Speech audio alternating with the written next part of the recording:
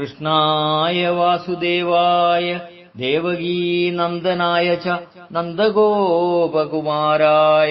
ഗോവിന്ദായ നമോ നമഃ. ആത്മഭാവങ്ങളെ, പുരാണ കഥകളിലൂടെയുള്ള യാത്രയിൽ ഇന്ന് നമ്മളുടെ കഥ ബർബരീകന്റെ കഥയാണ്.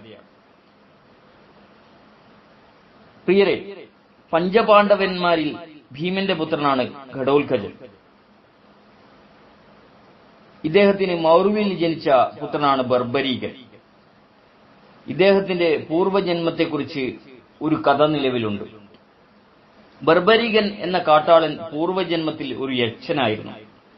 ഒരിക്കൽ അസുരന്മാരുടെ ഉപദ്രവം ദേവന്മാർക്ക് അസഹ്യമായി തോന്നിത്തുടങ്ങി. അങ്ങനെ ദേവന്മാരെല്ലാം ചേർന്ന് മഹാവിഷ്ണുവിനെ ചെന്ന് കണ്ട് അഭയം യാചിക്കാമെന്ന് തീരുമാനിച്ചു. ഈ അവസരത്തിൽ അവിടെ വന്നു ചേർന്ന ബർബരീകൻ അഹങ്കാരത്തോടുകൂടി പറഞ്ഞു, അസുരന്മാരെ നിഗ്രഹിക്കുന്നതിന് വിഷ്ണുവിന്റെ ആവശ്യമെന്ത്? അതിന് ഞാൻ മാത്രം ധാരാളം. യക്ഷന്റെ വാക്കുകൾ അവിടെ സന്നിഹിതനായിരുന്ന ബ്രഹ്മദേവനെ കുപിതനാക്കി. ത്രിമൂർത്തികളെപ്പോലും നിസ്സാരനായി കരുതുന്ന നിന്റെ അഹങ്കാരം ക്ഷന്തവ്യമല്ല. സ്ഥിതി പരിപാലകനായ മഹാവിഷ്ണുവിനെ പരിഹസിക്കാൻ തുനിഞ്ഞ നീ അടുത്ത ജന്മത്തിൽ മഹാവിഷ്ണുവിനാൽ കൊല്ലപ്പെടാൻ ഇടയാകട്ടെ എന്ന് ബ്രഹ്മദേവൻ ശപിച്ചു. ബ്രഹ്മശാപം മൂലം അടുത്ത ജന്മത്തിൽ യക്ഷൻ ഘടോൽകച പുത്രനായ ബർബരീകനായി ജന്മം കൊണ്ടു. ശ്രീകൃഷ്ണനിൽ നിന്നും തന്റെ പൂർവ്വവൃത്താന്തം മനസ്സിലാക്കിയ ബർബരീകൻ ദുഃഖിതനായി തീർന്നു. അവൻ ശ്രീകൃഷ്ണനോട് അന്വേഷിച്ചു, പ്രഭു, അഹങ്കാരിയായിരുന്നതിനാലാണ് പൂർവ്വജന്മത്തിൽ എനിക്ക് ബ്രഹ്മശാപം കിട്ടിയത്. ആ ശാപതീവ്രത കുറക്കാൻ എനിക്ക് ഒരു ഉപാധി അവിടുന്ന് നിർദ്ദേശിച്ചാലും.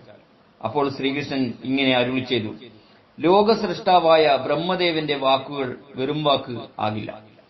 പക്ഷെ ഒന്നുണ്ട്, നീ ദേവിയെ പ്രാർത്ഥിക്കുക. ശാപശക്തി കുറഞ്ഞു കിട്ടാൻ അത് ഉപകരിച്ചേക്കും. നാളുകൾ കടന്നുപോയി. ഒരിക്കൽ ബർബരീകൻ തന്റെ പിതാമഹനായ ഭീമനെ മല്ലയുദ്ധത്തിൽ പരാജിതനാക്കി. ആളറിയാതെ വന്നുപോയ ഈ തെറ്റിൽ മനമൊരുകിയ ബർബരീകൻ പാപപരിഹാരാർത്ഥം ആത്മഹത്യക്കൊരുങ്ങി. അപ്പോൾ ദേവി പ്രത്യക്ഷയായി അറിയിച്ചു, ബർബരീക, നിനക്കേറ്റ ബ്രഹ്മശാപത്തെക്കുറിച്ച് അറിയില്ലേ? നീ മഹാവിഷ്ണുവിന്റെ കൈകളാൽ തന്നെ വധിക്കപ്പെടുന്നു. എങ്കിലേ നീ ശാപമുക്തനായി മാറുകയുള്ളൂ.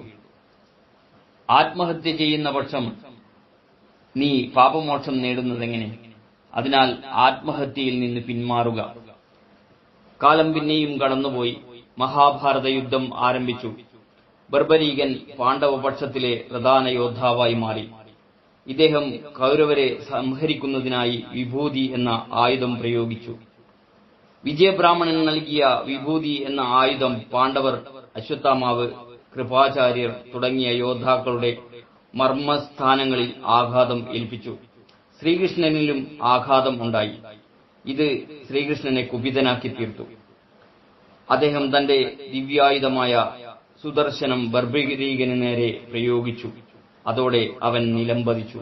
അങ്ങനെ ബ്രഹ്മശാപം അർത്ഥപൂർത്തിയിലെത്തി. സ്നേഹപൂർവം, രഞ്ജൻ കയനാടൻ.